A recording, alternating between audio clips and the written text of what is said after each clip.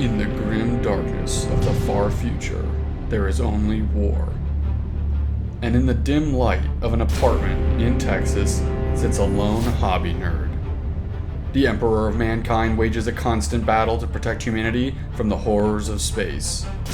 Similarly, the hobby nerd wages war against pizza rolls that are far too hot straight from the oven, but he tries to eat them immediately anyways.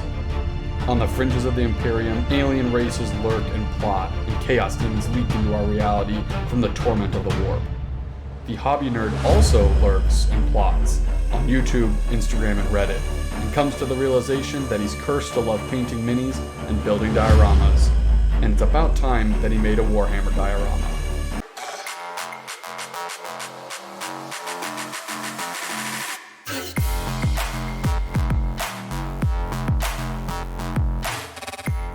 What's good, mini crafters? My name is Samuel. I paint minis, build dioramas, and in today's video I'm building a diorama set in the universe of Warhammer 40k. And believe it or not, the box set that I'm using to make the diorama wasn't actually found at a Games Workshop store at all, but instead I found it in the gaming section of a Target, of all places.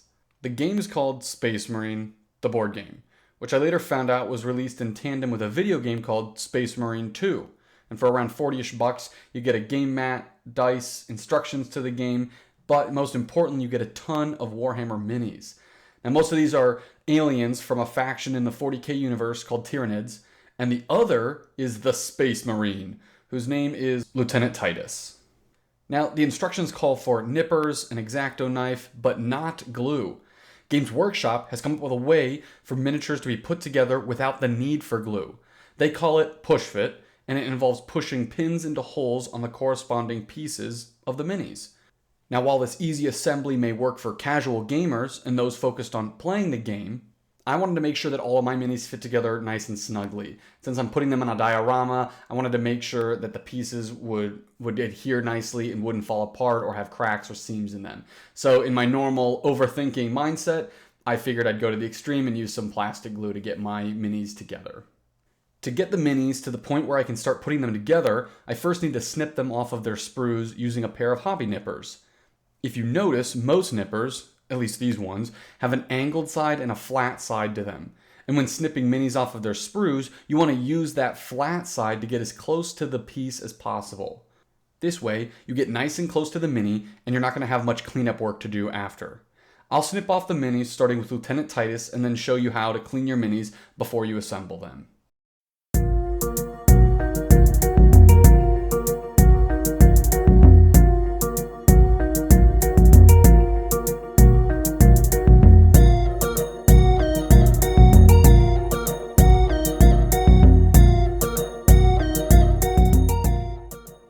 Now that we have Lieutenant Titus off of all the sprues, I need to inspect each piece for mold lines and extra bumps where I separated and snipped the pieces off of the sprue.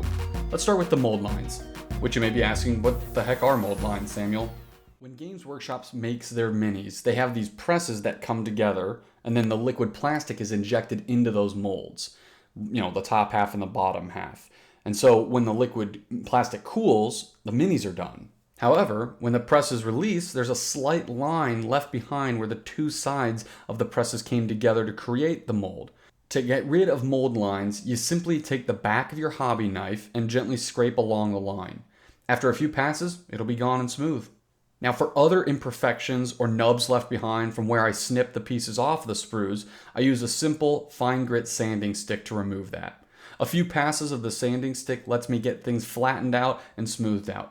Now, on to assembly. Even though the instructions say that the minis don't need glue to put them together, I'm going to be dotting a bit of plastic glue on the edges of the parts that are going to connect. Now, plastic glue actually melts plastic, so it's going to melt the two plastic pieces together, fusing them into one whole piece. You're going to want to work quickly with this, otherwise you risk the piece melting before you have a chance to push both together. Also, a little goes a long way, so don't glob on a ton of the plastic glue. Otherwise, you're going to risk melting and deforming some of the details on whatever mini you're putting together.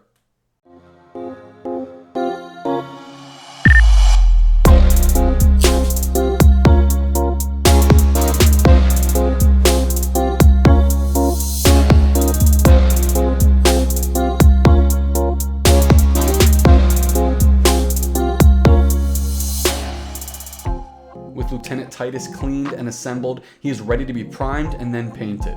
But first, to cut, clean, and assemble all the Tyranids.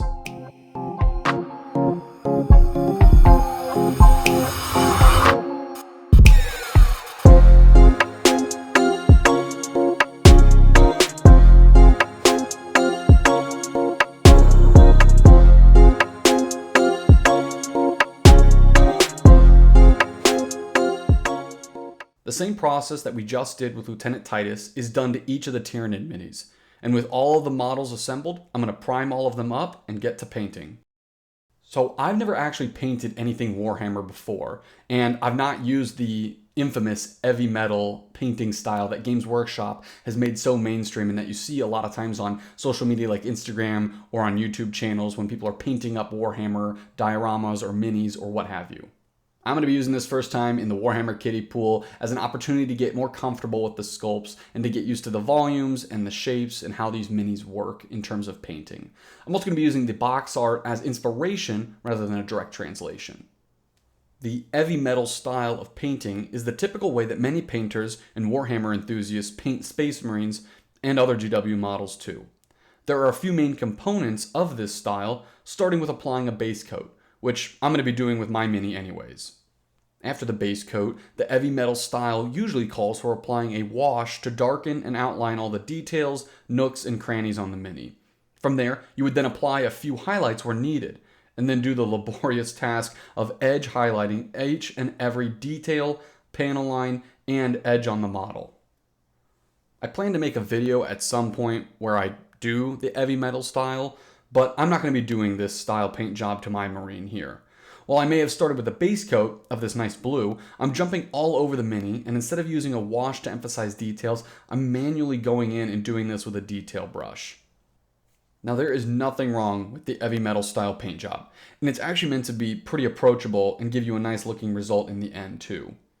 But for me, I'm still in the earlier learning phases of painting, and I want to use this cool model as an opportunity to practice some basic techniques that I need to be working on, such as highlighting and wet blending and other things like that. Of course, all this to say, I'm actually going to be using a couple of bits of the heavy metal style in my work, such as edge highlighting certain parts like the kneecaps and the jetpack.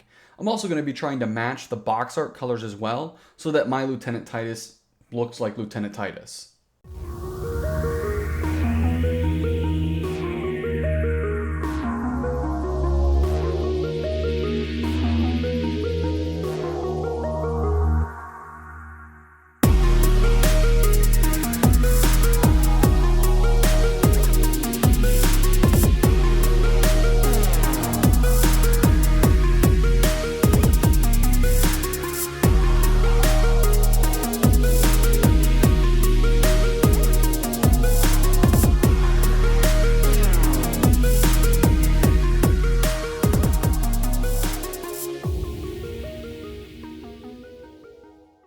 With the Space Marine done, I wanted to add a finishing touch that would help embed him in the diorama that I was going to be placing him in. So I took some blood for the blood god, which I love, and with a stiff, long-bristled brush, I jabbed and poked and stippled it all over his chainsaw sword. But then I had a big brain moment. I realized that if there was blood on the Space Marine's chainsaw sword, it meant he had to be hacking and sawing his way through something, and that blood would not just nicely stay on just his sword. So I actually ended up stippling some more of the blood for the blood god on his shoulder pad, part of his chest armor, and even the side of his face, which in all reality made me a little nervous because I was happy with how the face turned out, but I think this looks really good. For the Tyranid termagants, I'm going to be taking an entirely different approach than I did with old Lieutenant Titus. I have 6 of these bug boys to paint up, and I wanted to try out a technique that would let me get them done quickly, but also get a good result at the end.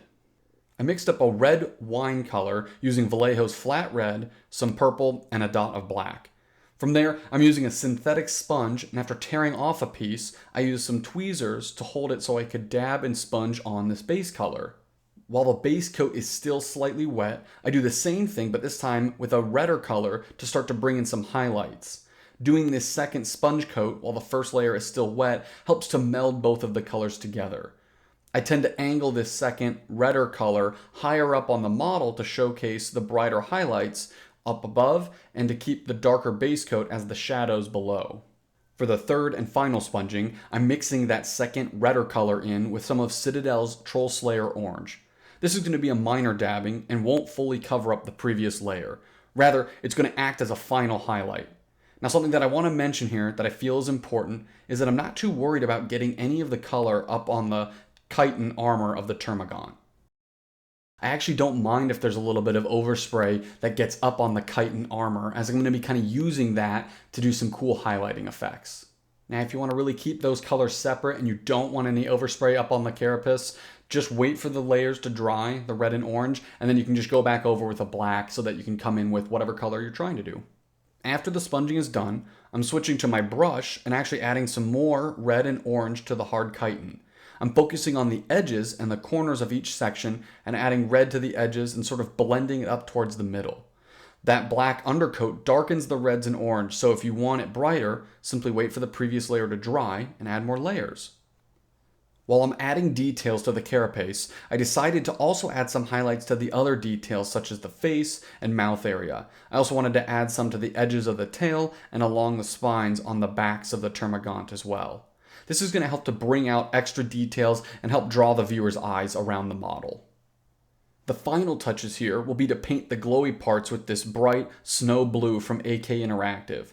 I really like how this bright blue color really contrasts with the dark red and black color scheme that I have going here. I think it adds a nice pop of color, and I'm also going to add it to the tongue and gun and eyes as well. And that is the quick and dirty version of painting the Termagants up. Now, I simply repeat the exact same process that you just saw on the other 5 minis to get those wrapped up as well. There are so many different kinds of color schemes that you can use on these Tyranids. And I know that GW has lots of different models that they paint in their way, but they also leave a lot of room to practice some of the basics of finding out which colors work well together, how to get neat effects, things like that. Something that I think attracts a lot of painters to the GW models is some of the simpler models such as these Tyranids. Don't get me wrong, I love to get pulled into the really complicated, cool looking models. Well, now they're going to be GW models because they are really cool, but something simple like a Tyranid allows me to get the opportunity to practice my painting techniques, try different processes, and get used to the GW models. Other models that are more complicated, that have lots of details, belts, bags, tools, whatever it might be, that some would say are over sculpted, can be a little more intimidating for a newer painter like myself to start to dive into that and to get better, to get good. After getting the models painted up, I'm moving on to the base and the diorama landscape itself. Now in my mind, I'm envisioning this really cool scene of Lieutenant Titus leaping headfirst into a battle frenzy with the Tyranid Scourge rising up to meet him. In a diorama, you want to make good use of your space, conveying your story or scene without giving the viewer too much space that they need to work through visually. What I mean by this is that you wouldn't necessarily have a car crash involving just 2 cars on a huge long stretch of empty road. That's not making good use of your space, and you would want to zoom in, so to speak, on that car crash scene. Now, of course, this is always left up to the artist's choice and their vision, but I thought some exaggerated elevation in my diorama would help me to achieve the leaping into battle look or effect and really maximize my use of the space. After getting some layers of foam cut and glued together, I began to etch, scratch, and tear horizontal layers all over the foam on the angled side. This really helps to create a layered rock face look that's really convincing in my opinion. I use a very similar technique to make some mountains in my Dwarven Mine entrance diorama. And if you haven't seen that video yet, I'm going to have it linked in the upper right hand corner and down in the description below for you to check out. After getting the rock layers etched into the base, I wanted to add some other things of visual interest so that it wasn't just a plain boring earth base. To spice things up, I'm adding a few different things, starting with these alien eggs that I 3D printed a while back for another project but didn't end up using. After dry fitting the eggs, I wanted to add this random piece of plastic that I thought looked kind of like a protruding metal fence. I also wanted to create a more natural top to the base, so I ended up gluing together a few layers of cork to emulate rocks. I then glued those to the top of the base, making sure to leave room for Lieutenant Titus. After getting the greeblies added, I mixed up some plaster, matte Mod Podge, tan paint, and water to make a thin terrain paste. I then took a synthetic brush and applied the terrain paste all over the diorama. I wanted to make sure that I got it in all the nooks and crannies while avoiding covering the added props. Now, if some got onto the greeblies, that's okay, as it's going to help make them look a little bit more embedded in the scene rather than simply sitting on top of it. While the terrain paste is still wet, I sprinkled on some fine ballast to help with the texture. I also add a handful of larger stones randomly to the base to help break up the surface a bit. The wet terrain paste helps act as a glue to keep everything in place as I add them. Regardless, I'm breaking out my handy dandy scenic glue and first applying some isopropyl alcohol to the whole area. Then, using a dropper bottle, I'm going to add my homemade scenic glue to the whole base. The isopropyl alcohol helps the glue to seep into everything, and it will secure all the terrain, the ballast, and keep all the greeblies in place. If you want to see how to make your very own scenic glue, go watch my most recent video. I show you how to make it yourself. It is super easy, way cheaper than the stuff you're going to find in a store, and it only takes 3 steps to do. A final touch will be to add skulls. Now these baddies came from Games Workshop as well, and they have a huge variety of options. I started to pick out some skulls that made sense for my diorama. I went with some human skulls and Tyranid skulls to show that perhaps the two faction had been warring in this setting for some time. I also added this weird one-eyed, one-horned skull too because it looked weird and cool to me. After the skulls are on, that is the base done. Now I think it looks really cool, and once I have a coat of primer on it, it's all going to look more unified and put together. One thing that I'm trying to figure out how to address is the back of the base, which currently is showing the green XPS foam layers. I wanted to figure out a way to cover this nicely so that the diorama simply looked like a slice out of a scene. I think some modeling paste will do the trick. To try to create a level, smooth, nice back to the diorama, I took some of Liquitex's modeling paste and slathered that all over the back. Then, using a wet finger, I tried to smooth it out the best I could, knowing that there would be some divots and bumps left. I let that dry and then sanded it down to try to get it flat and even across the entire surface. Then, I wiped it down with a damp paper towel to remove any dust from the sanding and reapplied the paste to smooth it out even more. So I ended up doing this like 4 times and I couldn't get it perfectly smooth, but I got it pretty darn close and I figured after I painted it black, it would look really good. And you're not looking at the diorama from the back anyways. This is just more of me practicing how to get a nice smooth rounded edge to a scene like this. If you have any tips or tricks on how you make your plinths really smooth or how you get your diorama bases looking pristine and like they're sliced out of a scene, drop a comment down below so that we can all learn together. After priming the entire base in a neutral gray, I got to work painting everything. I started by adding some bright yellow to the upper surfaces of the various levels heading down the slope. It will dry duller, but this is going to help to brighten up the sandy stone base. After that, I took some Vallejo flat brown and did the exact same thing, randomly applying it all over the surface to create some variety in the ground color. Next, I move on to the individual larger stones and add a gray base coat to those. I mixed together some Vallejo azure and black to get this nice gray color. And later on, I highlighted all these stones with an off-white color to grab some of those edges and textures. I then take a Citadel's Morghast bone and base coat all of the skulls on the base with that. And later on, I come through and highlight those with some Screaming Skull to add highlights. With the skulls base coated, I move on to the thin metal sheets that I added.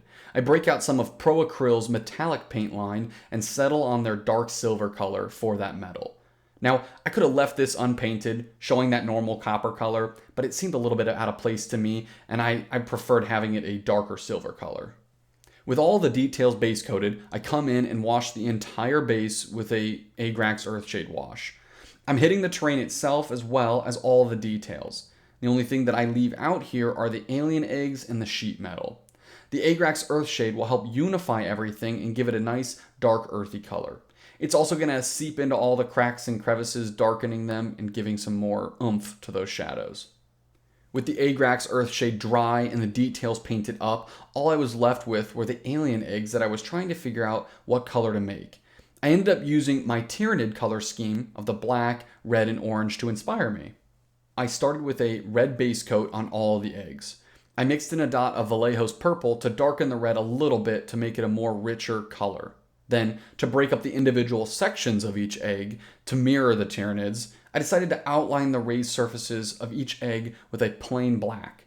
I then took some of Citadel's Troll Slayer orange and thinned it down a little bit. I then built that orange up slowly in the sections of the red, focusing on the upper areas. I don't want to completely cover the red base coat, and this actually ends up giving me a really neat glowing effect. Like somehow at the top of each egg, there's an internal light source showing through and glowing orange. And after a quick dry brushing of the cork stones at the very top, I called the base done. I think the ground texture looks convincing, and there are some nice pops of color from the alien eggs and sheet metal. And the whole thing is culminating at the top, where I'm going to be placing Lieutenant Titus.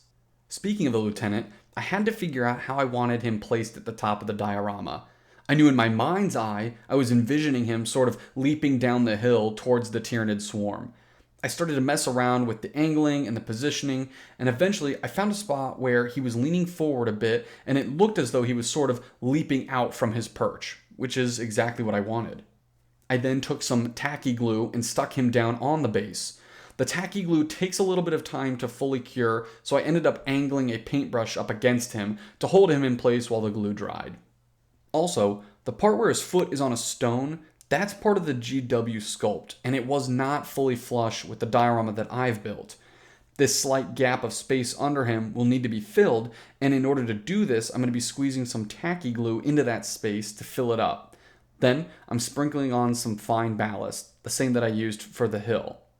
From there, I'm going to take some isopropyl alcohol and drop that on the fine ballast, and then quickly follow that up with some of my scenic glue. This is going to lock everything into place. After getting Lieutenant Titus glued down, I need to get my Tyranids in place. With 6 Tyranids to add, I knew that the diorama would be full, which is sort of the point. I wanted this scene to look like a full swarm was ganging up on Lieutenant Titus here, so having them jostling and bustling next to each other up the hill didn't bother me. And with the last Tyranid on, I painted the base rim and the back of the diorama black, and I called it done.